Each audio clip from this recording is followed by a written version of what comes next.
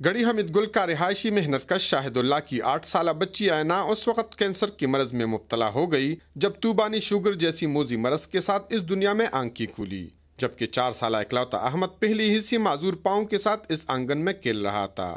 تینوں بچوں کے علاج معالجے کی باغ دوڑ کے لیے آئے دن چھٹی کرنے پر مالک نے نوکری سے بھی نکال دیا، تاہم رشتہ داروں کی بچی کچی پر گھر کی روزی روٹی کا معاملہ ابھی چل رہا ہے۔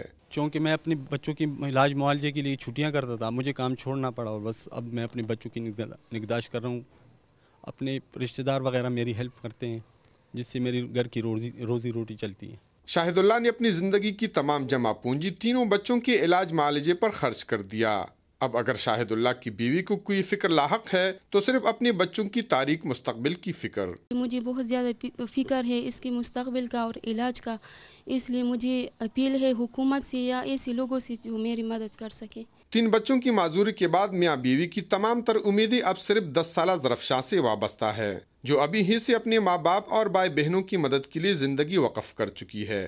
ہر قسم باغ دوڑ کے باوجود زندگی سے مشکلات کا ختم نہ ہونا نصیب کہلاتا ہے، لیکن ایسے سنگین حالات میں کسی کا مدد کرنا دونوں جہانوں کے لیے نجات کا ذریعہ حاصل کرنا ہے۔